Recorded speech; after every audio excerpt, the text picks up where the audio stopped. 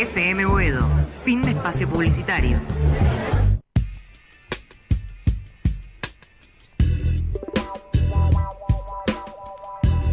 11:02 de la mañana y ya estamos en comunicación con Rodolfo Aguiar, es el secretario general de la Asociación de Trabajadores del Estado, de ATE, a nivel nacional, y vamos a hablar con él con, las primeras medidas ya que está tomando Javier Milei, esta amenaza que hizo respecto al aguinaldo, los posibles despidos masivos que se vienen con estas medidas. Muy buenos días, Rodolfo, gracias por atendernos nuevamente.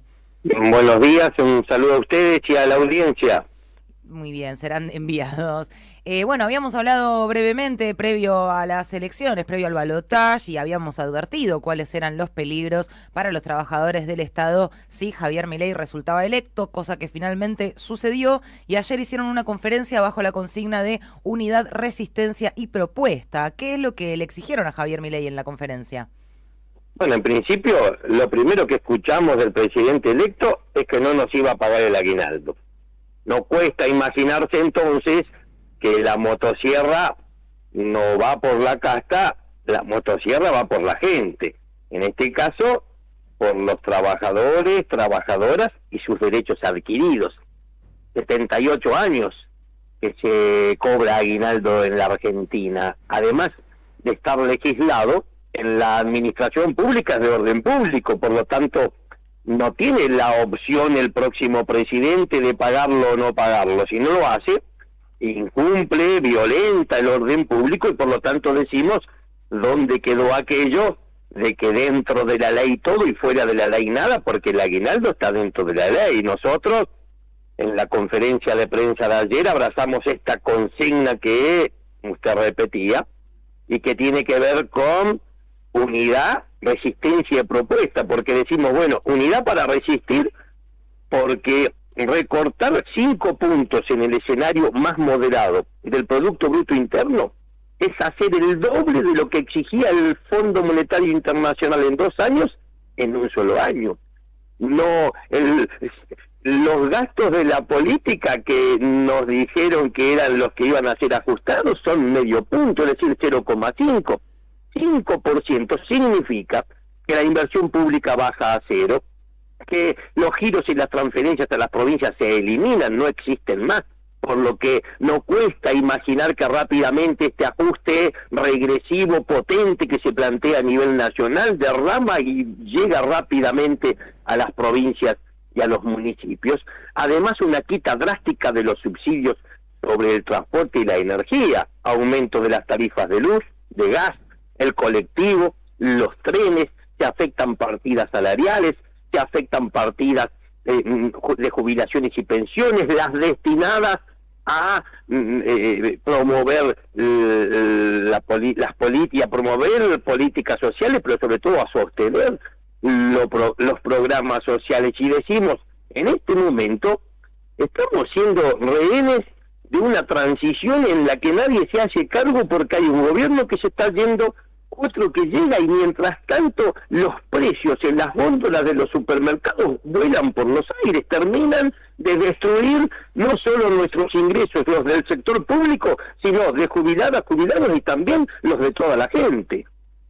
Totalmente, la verdad que la situación es sumamente alarmante y es bueno también saber que se están movilizando, que está habiendo encuentro, pero ¿te parece que los va a recibir el presidente electo? Porque entiendo que también hicieron un reclamo para una primera audiencia con el futuro presidente. ¿Crees que efectivamente los va a atender?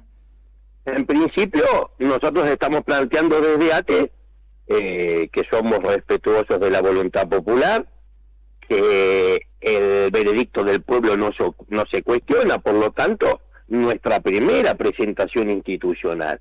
Nosotros creemos en el diálogo y el consenso que significa el convenio colectivo de trabajo en la Administración Pública Nacional y las paritarias. Ahora bien, usted está hablando con alguien que nunca le gustó sentarse mucho con los patrones, y más este tipo de patrones que, vienen con un programa de ajuste bajo el brazo que va a causarle mucho más sufrimiento a un país, a un pueblo que ya venía suficientemente dañado. Nosotros somos de los que pensamos que una buena parte de los votantes de Milei no lo votaron por lo que decía que iba a hacer, sino que lo votaron para obtener las respuestas que le pedían a este gobierno que está terminando y que en 4 años no les dio, porque si no, ¿cómo nos explicamos que el 48% de las empleadas y los empleados públicos votaron a Milei? ¿Y sabe qué? Es probable que muchas y muchos de los que los votaron el 31 de diciembre Milei los ponga los despida y los ponga en la calle con sus familias. Entonces la pregunta es, se empieza a confrontar una base electoral y hay que ver cuánto se tarda en que colisionen las expectativas que se generó una buena parte de la población y la realidad que se vaya construyendo a partir de un programa de ajuste brutal que a todas las carteras llegan economistas que no les interesa nada más que la tablita de Excel con la que van a ajustar y a despedir trabajadores. Totalmente. Bueno, y sobre el punto de los despidos, acá tengo, por ejemplo, una declaración de Catalano que dice de los 350.000 trabajadores, más de 60.000 están en riesgo de perder su empleo rápidamente por tener los peores contratos. ¿Qué información se tiene al respecto? Y si no es información, porque claramente el presidente electo no da los datos precisos, no transmite lo que va a hacer exactamente. Bueno, ¿de dónde se toman estos números y cuál es la especulación que se hace al respecto? Los números en principio no es especulación, al menos desde nuestra conducción nacional tenemos informes precisos que de los equipos que trabajan en la transición participan también trabajadoras y trabajadores afiliados al sindicato. Claro. Ellos son los que reciben las instrucciones de conformar una base de datos con todos aquellos trabajadores que ingresaron en los últimos años a la administración pública, pero además con esto que usted refería, con los 62.000 trabajadores que no tienen estabilidad. Yo sí quiero agregar algo. En nuestro caso, cierta parte del periodismo, bueno, tiene inconvenientes por ahora porque se suponía que si uno critica a Macri o critica a Milei, enseguida nos tildan de kirchneristas. En mi caso, cualquiera que puede revisar nuestros antecedentes, nos cansamos de hacerle paros a todos los gobiernos, por lo tanto, no venimos de esa línea y podemos sí decir, bueno, Macri nos echó 35.000 trabajadoras y trabajadores en el Estado Nacional. Ahora, ese Macri nos pudo echar a los trabajadores porque el gobierno anterior a él los había dejado precarizados. ¿Y sabe cuál es la sensación? Que no aprendimos nada, porque 8 años después el escenario sigue siendo el mismo, a pesar de que firmamos con Alberto Fernández en la Casa Rosada el plan de regularización de empleo público. Este gobierno que se está yendo no cumplió, vuelve a dejar a todos los trabajadores desprotegidos. Totalmente. ¿Estamos hablando de contratos tipo los 1109, aquellos que son monotributistas puntualmente? Mire, siempre se genera un debate cuando llegan estos momentos. La derecha y todos aquellos que le hacen el juego a la derecha empiezan a decir, no hay despidos. Lo que ocurre es que hay finalización de contratos. Y como suele ocurrir, es un contrato. Si cuando se firmó el contrato se sabía que vencía el 31 de diciembre, por lo tanto no se está renovando, ojo, no se está echando gente, no se está cesanteando, no, de ninguna manera. Claro. No hay que confundir, eso está así en la actividad privada.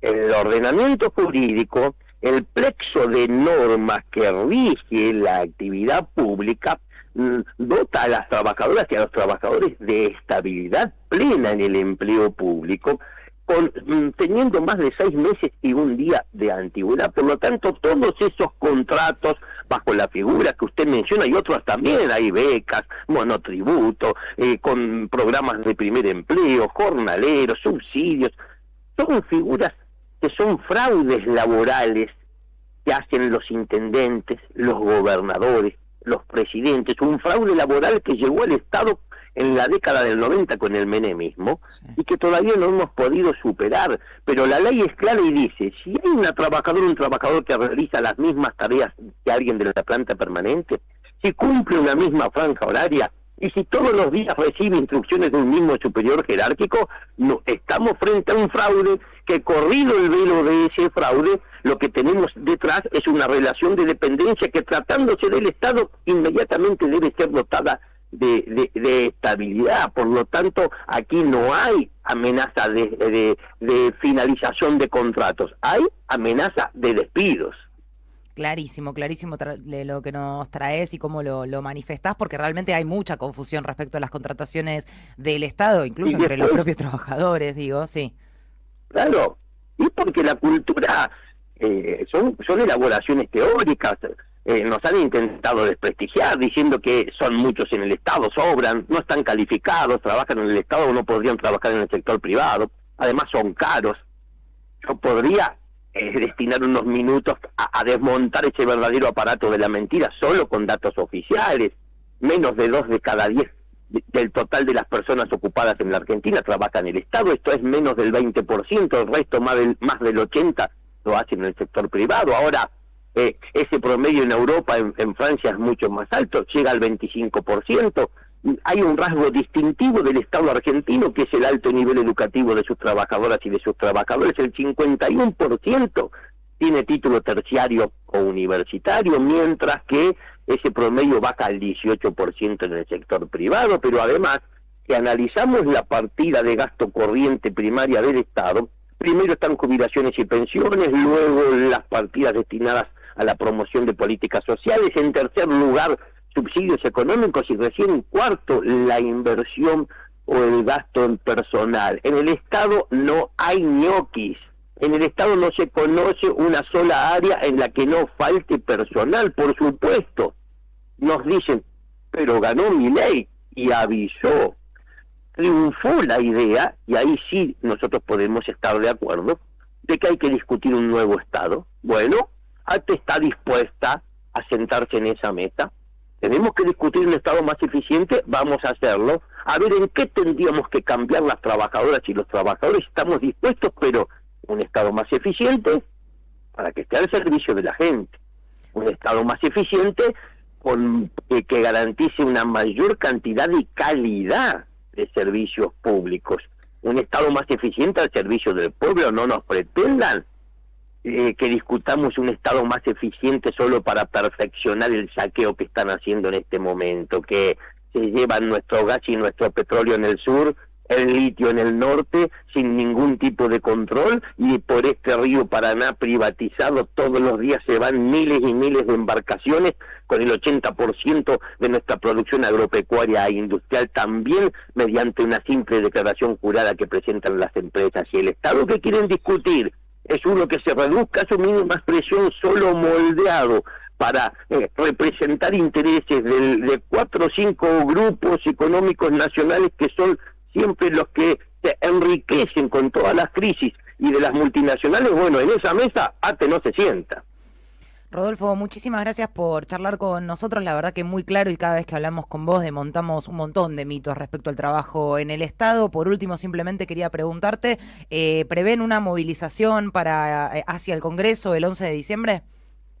Por ahora, solo radios abiertas y protestas en todos los organismos nacionales. Bien. Hemos dicho, si no se nos da la información en tiempo y forma, o en caso contrario que la conozcamos y que esa información signifique un avance sobre los derechos adquiridos de las trabajadoras, los trabajadores estatales, un desguace del Estado, la privatización de empresas públicas, poder convertir en ese segundo escenario ese mismo 11 de diciembre en una jornada nacional con movilización al Congreso.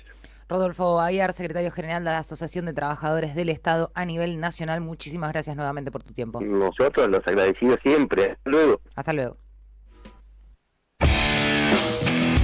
¿Estás escuchando? Bancate